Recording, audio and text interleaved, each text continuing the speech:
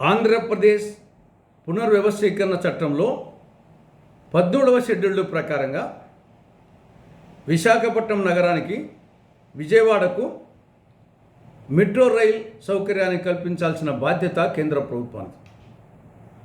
10 సంవత్సరాలైనా ఇంతవరకు అతీగతి లేదు.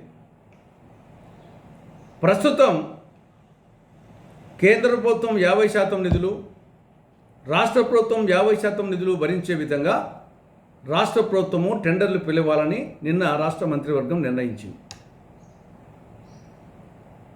వాస్తవంగా చట్ట ప్రకారం అయితే 100% నిధులు కేంద్ర ప్రభుత్వం భరించాలి. కానీ నిన్న రాష్ట్ర ప్రభుత్వము 50% నిధులు భరించే విధంగా, రాష్ట్రము 50% కేంద్రం భరించే విధంగా టెండర్లు పిలవాలని నిర్ణయించింది. దీనివలన రాష్ట్రం మీద విపరీతమైనటువంటి ఆర్థిక భారం పడుతుంది. ఈ 2 మెట్రో రైళ్లకు తొలి దశకే 21,616 కోట్ల రూపాయల ఎస్టిమేషన్. తొలి దశకే అంటే దాంట్లో 50% నిధులు రాష్ట్రం భరించాలంటే 10,808 కోట్ల రూపాయలు రాష్ట్ర ప్రభుత్వం భరించాలి. ఇప్పటికే రాష్ట్రము అప్పుల ఊబిలో కూరుకుపోయింది. దీనివలన రాష్ట్ర ప్రభుత్వం మరింత అప్పుల ఊబిలో కూరుకుపోయి ఆర్థిక సంక్షోభంలో పడుతుంది. మరి డబుల్ ఇంజన్ సర్కార్ అని పదే పదే చంద్రబాబు నాయుడు గారు చెప్తుంటారు. మరి డబుల్ ఇంజన్ సర్కార్ అయితే చట్ట ప్రకారంగా కేంద్ర ప్రభుత్వం 100% నిధులు ఇవ్వాల్సి ఉంటే దాన్ని సాధించకుండా 50% నిధులు రాష్ట్ర ప్రభుత్వం భరించే విధంగా ఒప్పుకోవడం ఇది రాష్ట్రానికి చేరని అన్యాయం. కాబట్టి రాష్ట్ర ప్రభుత్వం 50% భరించే విధంగా కాకుండా 100% కేంద్రమే భరించే విధంగా కేంద్ర ప్రభుత్వాన్ని ఒప్పించాలని కాంగ్రెస్ పార్టీ డిమాండ్ చేస్తూ ఉంది. ఇక రెండవది యూరియా కొరత. రాష్ట్రంలో యూరియా కొరత తీవ్రంగా ఉంది. దాదాపు ఖరీఫ్ సీజన్ సగం అయిపోయింది. రైతులు యూరియా కోసం ఎక్కడ దొరుకుతుందా అని పరుగులు తీస్తూ ఉన్నారు. కేంద్ర ప్రభుత్వము ఈ ఖరీఫ్ సీజన్కి గాను రాష్ట్రానికి 1,30,000 మెట్రిక్ టన్నుల యూరియాను కేటాయించింది. కానీ ఇంతవరకు వచ్చింది ఎంత? 49,485 మెట్రిక్ టన్నులు. ఇంకా రావాల్సింది ఎంత?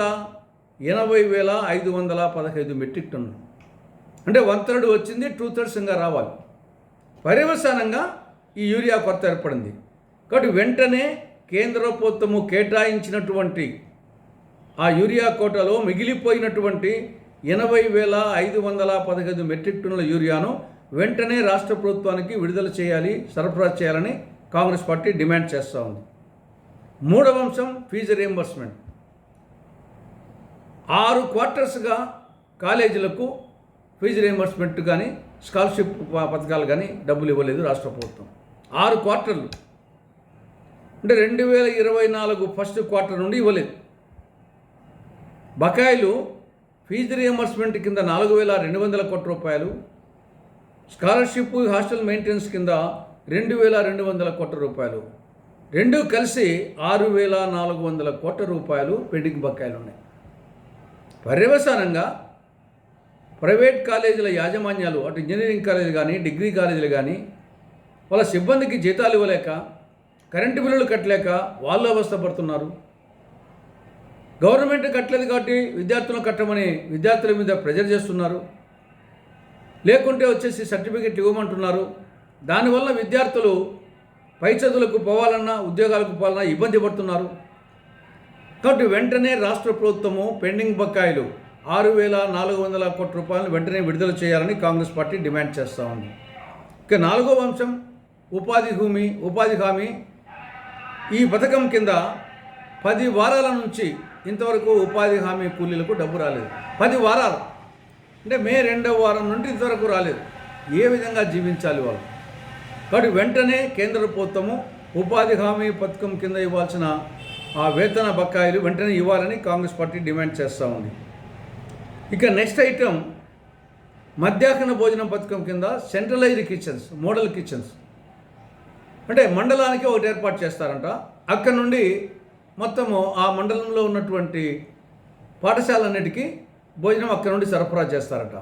దీనివలన ఈ యొక్క మధ్యాహ్న భోజన పథకం ఈ యొక్క కార్మికులు అనేక కుటుంబాలు ఉపాధి కోల్పోతాయి. వాళ్ళ కుటుంబాలు బజారున పడతాయి. ఈ విషయం మీద పునరాలోచించాలని కాంగ్రెస్ పార్టీ రాష్ట్ర ప్రభుత్వానికి విజ్ఞప్తి చేస్తూ ఉంది.